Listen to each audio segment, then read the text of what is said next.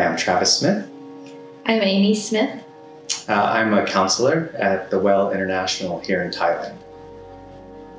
And I am a teacher at an international school. I teach elementary music. The fun thing about missionaries is that we're real people like everyone else. And so we have the same problems that other people have. And oftentimes, because missionaries serve in very stressful situations, also dealing with cross-cultural stress, but then just the regular stress of work that they do, those problems get exacerbated. And so oftentimes I work with missionaries that are dealing with intense anxiety or depression. They're having marriage problems. They're struggling with the transitions that they're going through. They're grieving losses that they've had to experience, not being able to participate in family kind of things that are happening halfway around the world. And so some people need really deep kind of inner healing as well. And so it's a privilege for me to operate from a clinical standpoint, but then within my worldview, my Christian worldview as well, and invite Jesus into those counseling sessions and to see him do some amazing work in people's lives. And so it's great. It's great to see people learn to rely on him more, but then also learn how to implement skills for managing the stress that they experience, because the circumstances often don't change.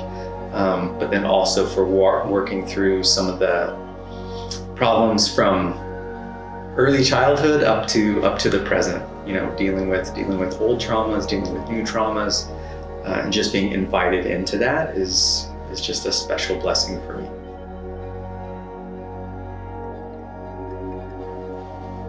During our first few years here, we volunteered with a recovery ministry for women that came out of the sex industry primarily, but also that were kind of part of poverty culture.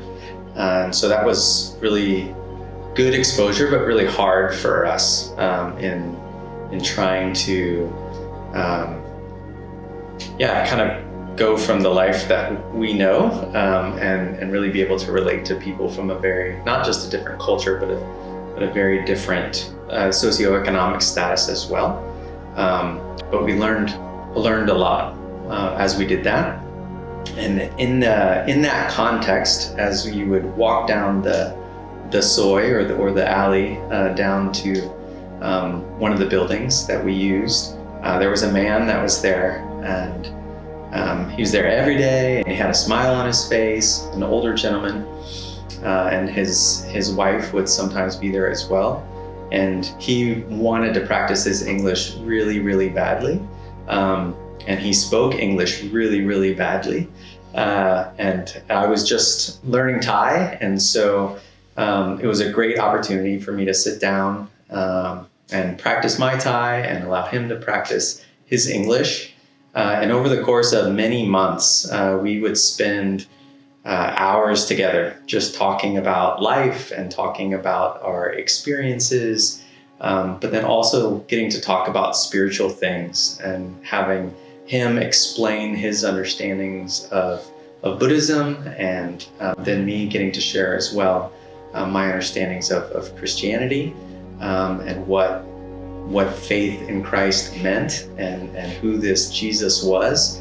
It's a beautiful thing in that there's a lot of bridges from Thai culture that can be used to talk about the gospel, and so one of those being like making merit. Buddhists spend a lot of time trying to make merit, trying to make up for these deficits for the wrong things that they've done. And so it's wonderful to be able to talk about Jesus, who's already made merit for us. He's already paid for those sins. And so that's not something that we have to do for ourselves anymore.